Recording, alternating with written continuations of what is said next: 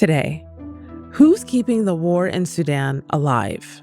I'm going to be very frank. Sudanese lives are very cheap. Whether it's Saudi, whether it's Egypt, Turkey, SAF, RSF, UAE, they've all been acting with impunity, and they've been allowed to act with impunity. One of the worst humanitarian disasters on Earth enters its fourth year. I'm Malika Bilal, and this is The Take.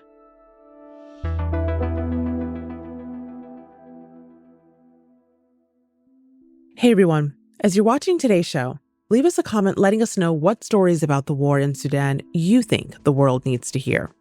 If you're listening on your podcast app, leave us a review telling us where you're listening from and give us a 5-star rating while you're there. It really helps the show. I'm Dallia Abdelmoniem. I'm a Sudanese political analyst. I work in civic society.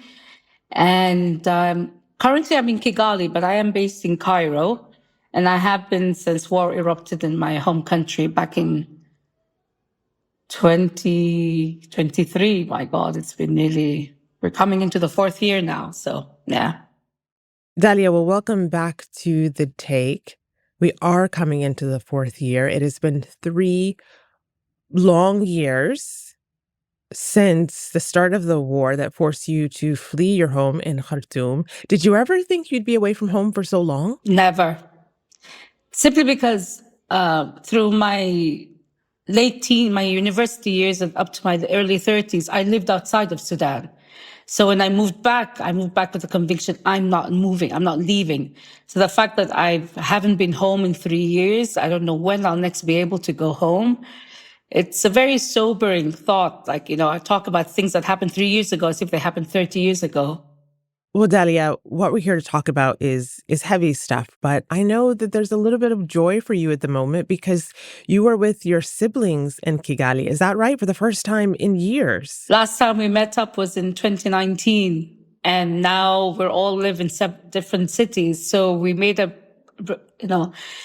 pact, so to speak. Okay, we're going to meet up, all of us, in Kigali because my brother is based here, and it's a beautiful country, and it's a country that's been through its own horror story and one that they continue to remember. So it's also kind of therapeutic to see where they've been and where they are now, which gives me a sense of hope. And it helps, when they hear we're Sudanese, we all get like prayers and people tell us, we've been through this, you guys will get through it as well. So it's also very heartening to see and feel it. So yeah, it's been great being here.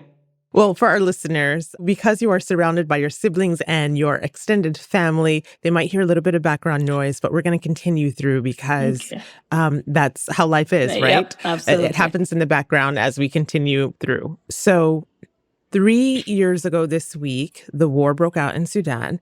But the war that's at the top of many people's minds right now is one that is far outside of Sudan's borders. And yet that war, the U.S.-Israeli war on Iran and Iran's response, is having a big impact on people in Sudan. What is the spillover effect? Fuel prices have gone up. I saw a report of there being queues of people queuing for days on end to get fuel. Behind me, cars stretching for hundreds of meters.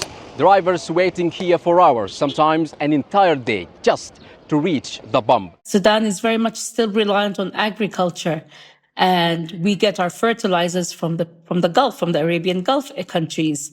That has stopped. And it's made the need for humanitarian assistance even more acute, much more needed. Because even though in the areas where farming can be done, they can't farm because they don't have the fertilizers. It's already a sector that's been devastated by the war. So let's say you had 100 hectares. Now they might have 10. They can't even farm those 10 hectares. So I think like every other country in this world, prices have shot up, fuel prices have shot up, everything has gone up, and they're doubling down. It gets worse every day. You think with time, things can ease up, can get better, but it hasn't. Even in areas which are under SAF control, it's gotten worse. And even in areas that's under RSF control, it's gotten worse. Okay, well, you mentioned the acronym SAF. So Let's break it down for people who haven't been following as closely. That's the Sudanese Armed Forces who are fighting the RSF, which is this paramilitary group. Can you give me a sense of where things stand at this current moment and whether either side is closer to achieving a win? Absolutely nothing. The major, event that happened, if you want to call it event, was the fall of al-Fashir, which is the capital of North Darfur. So basically, it's become a game of cat and mouse between the Rapid Support Forces, the paramilitary, and the Sudanese Armed Forces. And the RSF is better equipped, has more modern weaponry, and has obtained the momentum after the fall of al-Fashir, because now they control the whole western region of Sudan. And that is where all the weapons were coming in, initially via Chad. But now they're trying to encircle SAF within the central part of Sudan, so they're basically cornered. They'll be besieged. And the fighting now is in the Kordofans, which is more southeast. And there's been fighting in the Blue Nile state, which also kind of borders Ethiopia. And in the middle of all of this, you have hundreds of thousands of people moving from one town to another, from one city to another. And the continuous displacement of people is just ongoing. It's never stopped. And this is where we are at the moment. They say they want to hold talks, but nothing is done. And then we get shoved to the side. We're sent to the children's room, so to speak. In the case of Sudan, it's sent to the children's room. And in the adult room, they discuss the other issues that they feel are more important. And at this moment in time, what's happening in the Persian Gulf has taken precedence over anything else.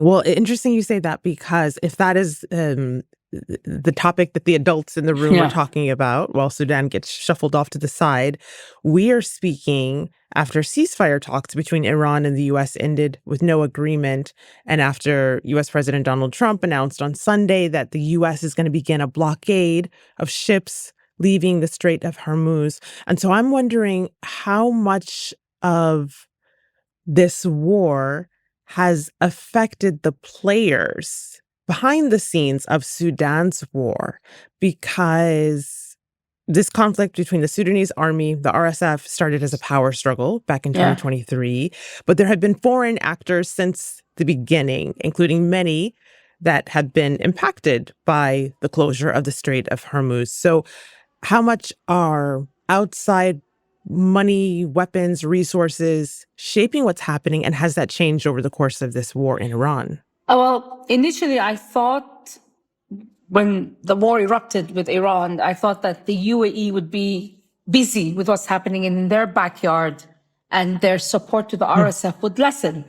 It's been the opposite. They've doubled down in their support to the RSF. You also there was several reports of Ethiopia allowing a base inside their borders from which RSF soldiers were being trained. Satellite images appearing to show a large training facility in Ethiopia reportedly used by Sudan's paramilitary Rapid Support Forces. Images show hundreds of tents, heavy vehicles, and newly cleared ground. Reuters cites Ethiopian officials, diplomats, and security sources who say the camp is being used to train RSF fighters who have been battling Sudan's army since April 2023. In regards to SAF had negotiated an arms deal with Pakistan via Saudi Arabia. That's been put on hold. They've had support from Turkey, support from Saudi, and support from Egypt. But Egypt has been adopting a very self-preservation policy, which I can understand. So their support to SAF has been somewhat limited in terms of training, logistics, but not actually weapons or resources. But the UAE hasn't stopped when it comes to the RSF. They have continued to arm them with the most sophisticated weaponry you can imagine. So they're a very slick, unit who literally do not care because they operate with impunity. The same applies to SAF. Both armies operate with impunity because no one has held them to account. Well, Dallia, you said that the UAE has doubled down, and you mentioned weapons. What else do we know about that? Because, of course, there have been allegations for years now that have been made by human rights groups, U.S. lawmakers, the Sudanese government itself about the UAE's involvement with RSF and its backing of it. The UAE has denied involvement with the RSF, yet these allegations persist. So when you say doubling down, how do we know? What does that actually look like? I mean, it's a wonderful thing about technology these days. You can track everything. You can, you cannot be invisible. It's very hard to be invisible. So many sites have tracked, planes flying in from Abu Dhabi airport or from, some other airport, and where they're going and where they land, and then what happens next. I've seen videos of trucks carrying weapons via Ethiopia. So it's been documented. But like you said, they keep denying it. And unfortunately, these denials seem to hold sway. Why are these other foreign actors who have hands in this conflict, why are they allowing this to happen? I'm going to be very frank. Sudanese lives are very cheap. Sudanese lives do not matter. And whether it's Saudi, whether it's Egypt, Turkey, SAF, RSF, UAE, they've all been acting with impunity, and they've been allowed to act with impunity. And you're talking about Sudan, a country that has been beguiled by war and conflict since independence, a country that we're not Arab enough for the Arabs, we're not African enough for the Africans, or Black enough for the Africans, if you want to say. And so we're stuck in the middle. And at the end of the day, we also have leaders, Sudanese leaders, who really don't care about Sudan. They care about themselves. Because if they cared about the people, they wouldn't be putting us in the position that we're in, selling us for the cheapest price possible, ensuring that their selves are safe and protected, but the rest of us can, whatever happens to us, happens. And so it's a culmination of all these factors. And there's also, within the international community, there's a lot of, I think, fatigue, war fatigue or conflict fatigue. So there's not much care. And so countries like the United Arab Emirates or Saudi or whoever will continue to do as they please, because no one will hold them to account, simply because they're too valuable for someone else elsewhere for them to be held accountable. And at the same time, someone was telling me, or someone here in Rwanda had told us, Sudan has too many resources. It's too rich naturally for its own good. And while you have all of that, there will always be other people interested in taking a part of your cake and not keeping it to themselves. And this is the reality, whether it's our own leaders or whether it's someone else. They want something for themselves, but not for us. Okay, well, Dallia, looking at the future, trying to find some glimmer of hope here, there is this big international conference happening in Berlin where there are going to be representatives of Sudanese civil society groups, activists, major donors like the EU, the US, NGOs. And it's supposed to be this forum to rally humanitarian aid and push for a civilian-led transition out of this war. But Sudan's government and pro-SAF factions have not been invited, and the prime minister has already decided it is a total failure. What do you make of the conference then, and of excluding the government? Do you think anything can actually come of this? Well, for once, there's better representation of the civic society, Sudanese civic society. So that's a positive. There's more women involved. There's more, groups representing minorities and those, groups that have been, for the past 3 or 4, traditionally, not given a seat at the table. So the fact that these groups are being centered right now and being told, okay, we're here for you, that's a good thing. Because if there's one thing we've had going for us, it's the fact that it's the local communities, the local grassroots groups that have actually done something for Sudan, like the emergency response rooms, the ERRs, and they're there. So that to me is a positive, it's good. And the fact that neither SAF nor RSF are there, good, because they put us in this spot. Why should they be given a seat at the table? They've been given numerous chances to bring an end to this war, to even discuss bringing an end to this war, and they chose not to. Because each side wants to up the other one. So you know what? You don't get to be there. And the prime minister, he's a figurehead. He has no power. I want people who are actually going to walk the walk and talk the talk. And it's those people, it's those NGOs, the women groups, the medical doctors, the professionals. They're the ones who are putting their lives on the line and helping the average Sudanese who's still in Sudan, the 14 million displaced. They're the ones who are helping them. It's not SAF, it's not the RSF, because it's those who put them in that position. So I really hope Berlin is a success. I really hope that the message that they're going to say will get through, and that those who claim that they're there to help will actually listen to what these, actors are saying, what these Sudanese actors are saying, what they'll be pleading with them to do, and they will adopt and implement what they've been said, because we've been saying it for the past 3 years. So I'm hoping that this time the message will get through. So I have to remain optimistic, but we'll see. We'll see how it goes.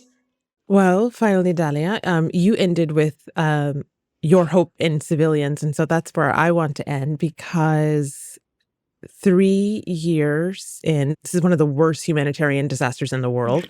14 million people displaced, famine declared in parts of the country. And the lens of war is what we're all looking at when we look at Sudan. And yet, as we mentioned at the beginning of this conversation, you were gathering with your siblings who've all scattered thanks to the war, and you're gathering for the first time in one place in years. And I hear joy in the background. I hear kids. I hear peals of laughter and some fighting. I hear life and the activity of life and family behind you. And that's making you smile. Yeah. And so I wonder from you what we should know about, if the lens was not focused solely on war when it comes to Sudan and the Sudanese people, what would it be focused on instead? What should we remember? The fact that the youth have dreams, and they dreamt and they toppled the dictator, and they still believe in that. They love their country. They will fight and die for their country, and they deserve a country that treats them the way they treat it. And they deserve a better future. I mean, I do what I do, not for me, I've lived my life, alhamdulillah. I'm blessed in so many ways. Like you said, the noises you hear are my nephews and nieces, And so, but there's a whole new generation of Sudanese who deserve to lead a good life, to have dreams, to be able to fulfill those dreams.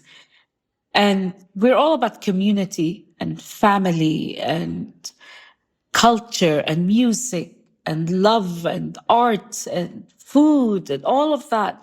And it all gets swept away because of war or politics. And it shouldn't be like that. A few months ago, the British Home Secretary cancelled all student visas for students from Afghanistan, Sudan, Burkina Faso, and Burma. Now, a few of those students had chevening scholarships to go to Oxford. And part of the agreement of the chevening is that after you finish your degree, you go back and apply what you learned in your own country. So you had something like 30 or 50 students whose dream was to go get better educated, get a better degree, and come back and help their country, even in the midst of war. And that was taken away from them. It's just beyond frustrating, because we want to do better. I don't want to go live abroad. I don't want to leave. No one wants to leave. No one ever wants to leave their home. That very famous poem, no one puts their child in the boat unless the land is not safe. It's the same situation. We try to better ourselves so we can go back and better our own people, our own country. But any chance we have gets taken away from us. And taken away from us for reasons that has nothing to do with us. So I would like to think that, everything comes to an end. Wars come to an end. Conflicts come to an end.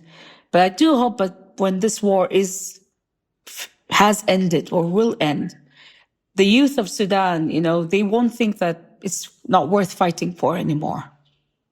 That there is something that we can call home and that we can go back. Whether it's in 1 year's time or 10 years' time, I just hope that we can all go back. And those who are still there, I hope they will still have a home that they recognize as their own, and not one that's taken over by men in fatigues and combat gear. Well, from your lips, Dallia, thank you so much for this conversation and for your expertise and analysis. I appreciate it. Thank you for having me, Malika.